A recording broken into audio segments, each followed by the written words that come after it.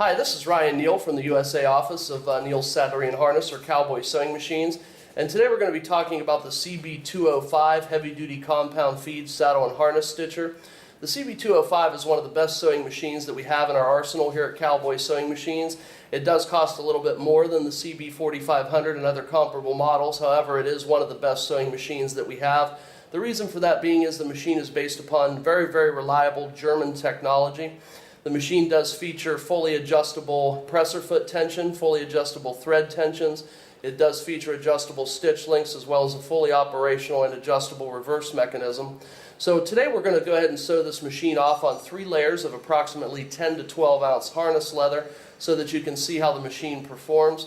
So I'm going to go ahead and give this a try here so you can see how easy and reliable the machine does perform on 3 layers of extremely heavy leather.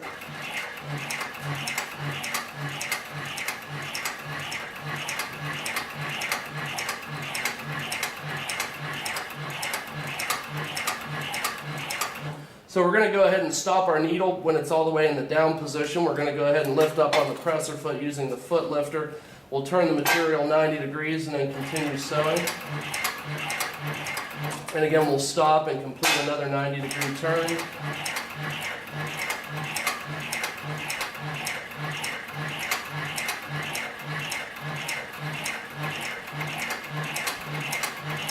And now we're going to go ahead and place the machine in reverse so you can see how reliable the stitching is in reverse and the fact that it will match hole for hole.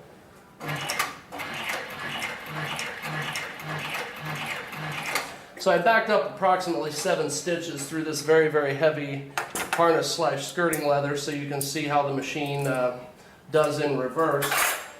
So what we've got here is I started on this side, I sewed all the way down the piece of leather, did a 90-degree turn, and then sewed all the way back up the piece of leather, and then also went into reverse. I'm going to hold this very, very close to the camera so you can see the quality of the stitching for this machine.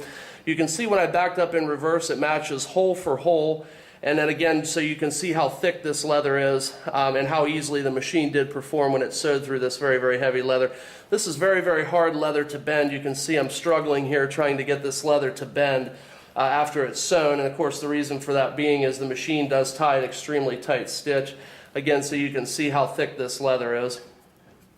So what we're going to do now is we're going to go on to a little bit lighter weight leather. So what I've got here is I've got 1 layer of this 10 to 12 ounce leather along with a lighter piece of probably like 4 to 5 ounce leather.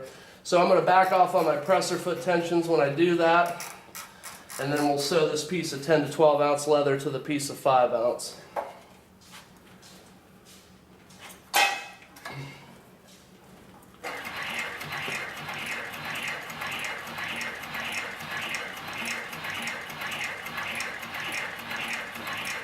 I'm going to go ahead and make a turn here.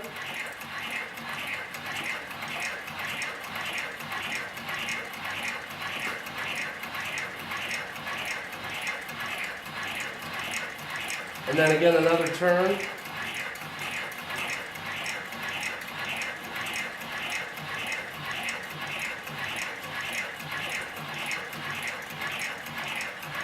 And then we're going to go ahead and back up a few stitches.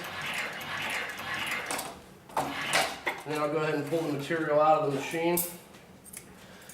So again, this is relatively lightweight leather for this particular machine. We've got 1 layer of 10 to 12 ounce along with a piece of 5 ounce leather for a backer. And you can see again how nice and even the stitching is, and also look at the reverse stitch that we have here. You can see how evenly the reverse stitch matches the forward stitch. So I'm going to take a little bit of time here and talk about some of the optional attachments and accessories. We do have a material guide on this for this particular machine, and it mounts to the right of the needle plate right here. In the place of this plate, you remove this plate and install the material guide. And then, so it works like a rip fence on a table saw, so you can move the material guide inward or outward. Very, very handy when you're trying to sew equidistant lines from the edges of anything. It works very, very good on scallop breast collars and so forth.